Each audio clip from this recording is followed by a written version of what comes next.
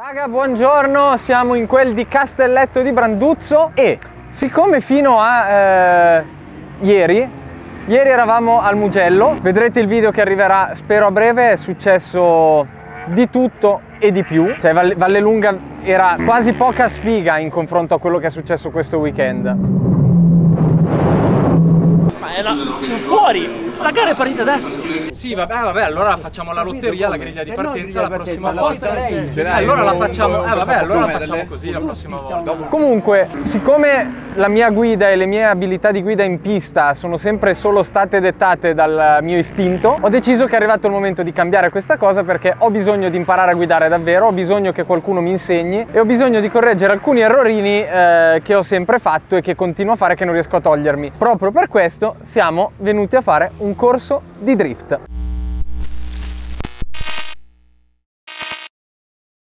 Quindi, parlando un po' con Alberto, mi dice: uè, vai a fare il corso di drift. Testuali parole, mi ha detto ti cambierà la vita, e quella frase mi è rimasta qui e allora ho detto dai, proviamo a vedere se si può fare questo corso di drift, perché se lui dice che davvero fa così tanto, ci credo, voglio provare anch'io. E vi dico già una cosa, ho fatto un turno da un quarto d'ora, proprio una cosa rapida, e già ho capito delle cose assurde, veramente assurde, perché sono dei meccanismi e degli automatismi di cui non ci rendiamo conto, ci vuole un niente per modificarli e ti cambia completamente la tua impostazione di guida. Però vi voglio presentare il big boss della scuola solo curve di traverso, che è insomma colui che oggi mi farà da istruttore ma che ha fatto tanto per il drift italiano. Vi presento Nicola, l'istruttore che oggi seguirà me e il big boss di questa situazione della scuola. Però mi sorge spontanea una domanda. Com'è che ti è nata l'idea di fare una scuola di drift? Che in Italia non è che si parla tanto di drift. Fermi un secondo. Questo è Liam del futuro che vi parla. Vi faccio vedere velocissimo che cos'è una gara di drift, giusto per dare un po' di contesto. Si tratta di una gara a punti, non di velocità, e si corre 1 contro 1 con l'obiettivo di stare il più vicino possibile alla macchina davanti. Sempre di traverso e a velocità folli, arrivano per intenderci quasi a 190-200 all'ora. Poi vabbè, ci sono una serie di altre regole, ma per adesso ci basta sapere questo. Possiamo proseguire. Beh, adesso dai, le cose stanno un po' cambiando, ci è voluto, siamo quasi 20 anni di storia, quindi è partito tanto tempo fa. All'inizio diciamo eravamo un po' dei pionieri, non sono stato io ovviamente a inventare la disciplina, sono stati i giapponesi, lo sappiamo, circa una quarantina di anni fa. Ne siamo venuti a conoscenza, diciamo, noi europei tra l'inizio appunto e la fine del 90 e l'inizio del 2000. Con Fast and Furious. Con Fast and Furious, ecco qui un altro Fast and Furious. Io all'epoca io non sono nato organizzatore, non mi sono inventato niente, io facevo il giornalista per auto e autostretto, ok? Quindi un mio collega giornalista in Giappone mi ha detto: guarda Nicola che sta accadendo questa cosa qui in Giappone, mi manda dei DVD, perché all'epoca con internet ti mandavi delle mail, e mi manda questi DVD, diciamo tutti fantastico, bellissimo. Partiamo anche noi con questa idea. Io da giornalista ho detto dai, creiamo un gruppo di persone e cominciamo a praticarla sta cosa. Con l'editore ci siamo messi d'accordo che avremmo organizzato un evento, però prima di questa cosa abbiamo cominciato a scrivere degli articoli raccontando questo mondo giapponese del drifting, e nel mentre ho detto dai, creiamo un'associazione che raggruppi tutti gli appassionati, che all'epoca eravamo veramente 4 gatti, non c'era nessuno, anche perché i social non esistevano e quindi la cosa è diventata, era un po' spontanea, e ho fondato la Solo Curve di Traverso. Perché ho dato questo nome semplicissimo? Perché all'epoca Drifting Association, una roba, non voleva dire niente. Allora abbiamo detto, diciamo la cosa più semplice, così sanno che cosa vogliamo fare. Solo Curve di Traverso. Più giusto di così. L'acronimo SCDT, ed è finita un po' così, ed è partita. Quindi a metà degli anni 2004, a metà del 2004 nasce la Solo Curve di Traverso. Inserisci, sguardo, vai. Allunga lo sguardo, stai guardando il birino. Infatti guardando il birino sei andato lì e l'hai continuato a guardare anche. Complimenti. Sì, è vero. Ah, sai perché si inizia sempre a sinistra e non si inizia mai con i ritornanti a destra? Questa è una cosa che fa parte del nostro, come siamo configurati noi. Nel cervelletto c'è l'impostazione. Quindi tranne i mancini tutto il resto della popolazione tende a fare meglio le curve a sinistra. Sì, è vero. Ok, le destre vengono meno bene, questa è una cosa che gli sportivi conoscono e bypassano con la tecnica dello sguardo, ok? Se ti do una curiosità, se ci pensi come sono fatte le gare negli ovali in America, È tutto verso sinistra. perfetto, ok, È vero, fatto. è vero, è vero. Poi si va a destra, Sì, perché sì, poi sì. il cervello si abitua, si va a destra, Certo. però questa è una spiegazione. A dicembre del 2004 organizzo il primo corso di drifting, perché l'idea era: come facciamo a far capire le tecniche di controllo della macchina? Io ero un ex pilota, ovviamente avevo quel privilegio di essere un pilota di pista, ma un pilota che sapeva guidare, quindi anche per i giornali mettevo sempre di traverso le macchine, insomma la cosa la usavo bene, la mangiavo bene la materia. Però ho detto bisogna che creiamo un certo esercito, no, di praticanti che poi possono andare con le loro vetture. E a dicembre 2004 ho organizzato il primo corso di drifting, quindi della solo curva di traverso, e febbraio 2005 il primo evento gara, diciamo così, di drifting. Sì. Però cosa è accaduto? Nel tempo noi siamo partiti con questa cosa e ci siamo accorti poi che non solo in Italia ma in Europa eravamo tra i primi, perché la prima scuola di drifting in realtà per me era questa italiana, poi abbiamo capito che era la prima in Europa. E poi abbiamo letto su Wikipedia che è la prima al mondo. Quindi abbiamo vari diciamo primati. Il secondo primato della solo curva di traverso è stato che nella mia testa, quando è venuto fuori il concetto del drifting, era che il drifting è un freestyle, quindi non è sotto egida FIA, perché tutto ciò che è motorsport è a cronometro, rally, tutto quello che pensi, velocità. A punteggio non c'è niente? No, a punteggio non c'è nulla. E quindi io, diciamo così, non addetto ai lavori, ma con un focus, diciamo, giornalistico, di osservatore, dico: ma se questa è una disciplina nel mondo delle auto, deve essere riconosciuta. E quindi sono andato in federazione sotto egida FIA e gli ho detto: ragazzi, dobbiamo regolamentarlo. All'epoca non erano molto d'accordo, ho insistito, è andato avanti un processo circa durato 1 anno e mezzo e poi l'abbiamo regolamentato. E quando l'abbiamo regolamentato ci siamo accorti che noi italiani, cioè il sottoscritto, è stati i primi al mondo a regolamentarlo sotto egida FIA. Vai, cerca la bandiera, continua a guardarla, continua a guardarla, continua a guardarla, fatto in questo modo. Tu dici: ma è semplicissimo, è assurdo, è incredibile quanto facile diventa. Vai. Guarda, vedi che già anticipi il controsterzo. Prima ancora di aumentare la quantità di gas, hai già aperto lo sterzo. Se tu guardi invece il basso, non sai quando aprire il controsterzo. Ok, ci siamo. Vai. Passati le mani, passa le mani in gas, perché più apri lo sterzo, più puoi stare sul gas. Viceversa, se tieni lo sterzo limitato nel controsterzo, devi stare anche abbottonato col gas. Aprilo subito, aprilo, vedi che la traiettoria è anche più fluida. Bene. Quindi un po' di robetta l'abbiamo fatta da italiani. Beh, allora, una cosa... Dai, adesso parti te, raccontami un po' il tuo primo approccio.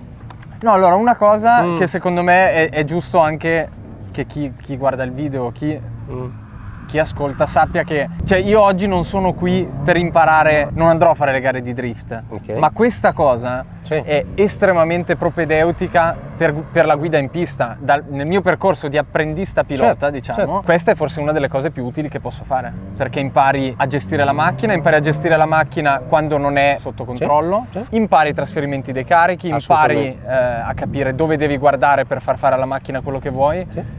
E quindi tanta roba. È molto funzionale. È assurdo pensare che uno debba fare un corso di traverso per imparare ad andare dritto. Devo fare una critica, se posso farla, non a voi. No. Voi comunicate, siete ottimi in questa funzione ed è importante.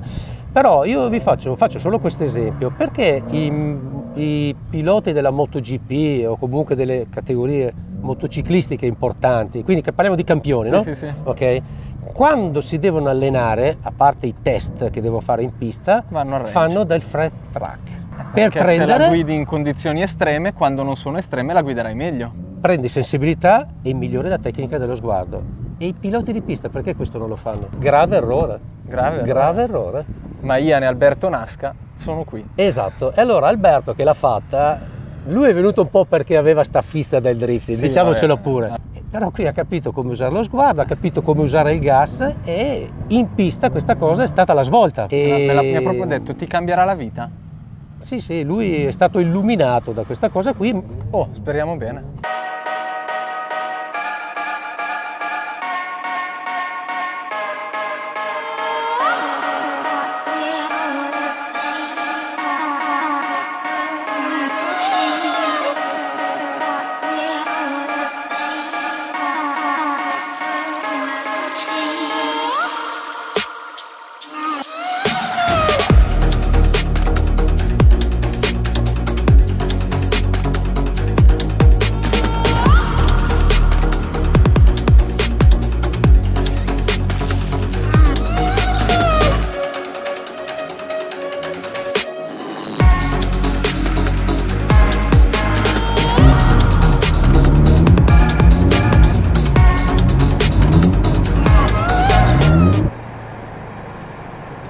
cazzo si mette?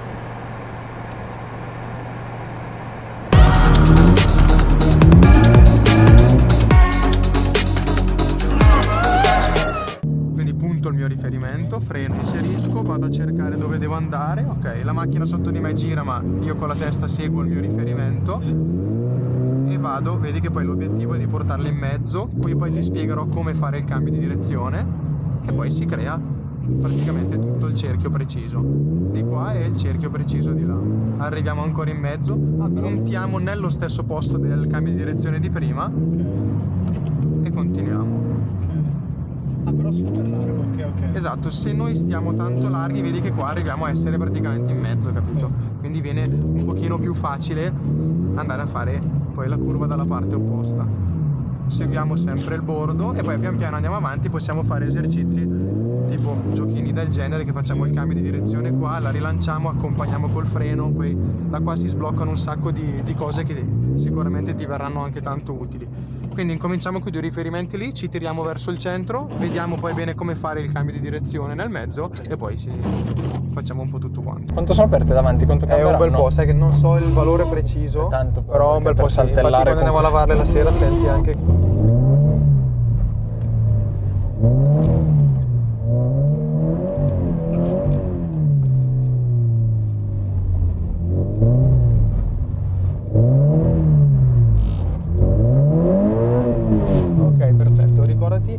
Quando sei di traverso, la macchina la guidi tanto con l'acceleratore che con lo sterzo, ok? Quindi ti capita che dai magari un bel colpo di gas, ok? Fondi un bel po' di gas e poi con lo sterzo vai a riprendere, colpo di gas e vai a riprendere, quindi da fuori si vede poco, da dentro percepisci tanto che la macchina si muove un bel po'.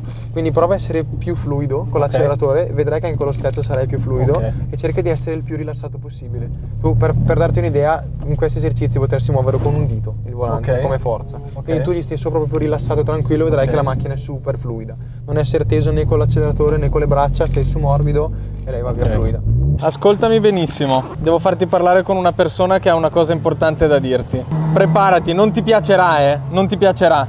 Ciao Alberto, come sta la schiena? Sei un nonno, sei. Allora, siccome io non sono competitivo e tu nemmeno, c'è una cosa che ti devono dire. Allora, guarda, dal mio punto di vista, al momento, attualmente, è stato un pelo più rapido di te nell'approcciare. Attenzione, attenzione. Guarda la faccia di uno che sta rodendo.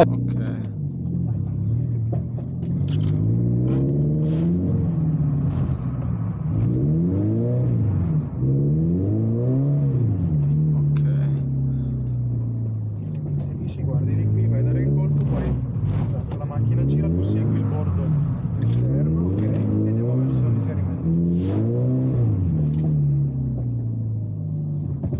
Guarda a sinistra, gas, e vieni qua con lo sguardo, ok, bravissimo. E segui l'esterno, non guardare mai il centro, segui sempre l'esterno, bravissimo. E vai avanti ancora, alza, colpo, segui l'esterno.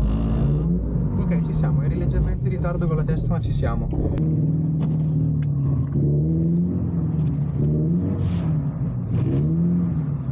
Ok, continua, gas, vai verso il palo qua, continua, alza, gas. Esterno, segui tutto il bordo. Ok, continua ancora, ripunta quasi verso il palo di prima, e poi di qua. Non andarti là con lo sguardo. No, vai di là, vai di là, vai di là. Vai, salvata, continua, vai, la richiamo. Sì, salvata. Vai, non hai visto niente nessuno da fuori, sembra rotto apposta. Grazie mille Alex. Grazie mille davvero. Piacere mio. Davvero. Grazie. Arrivo. Feedback rapidi, immediati. 2 cose che si imparano proprio subito, che è lo sguardo, che sembra facile, dici guardo più lontano, guardo dove andare, eccetera eccetera. Non è per niente scontato, è forse la cosa più complicata, ma è il segreto e io sono super sicuro che questa cosa qua cambierà veramente tanto anche il mio approccio in pista. E le altre cose non ve le svelo perché sennò vi spoilerò già tutto, o no? Momento clou della giornata, non mi risulta che questo sia stato consegnato ad Alberto. Non voglio farti rodere, Albi, non ti preoccupare, non è assolutamente una sfida, lo è, ma io sono drift approved. Grazie mille a tutti, perché è stata una bella esperienza che sicuramente tornerà più che utile, e quindi a Monza andrò 2 secondi al giro più forte.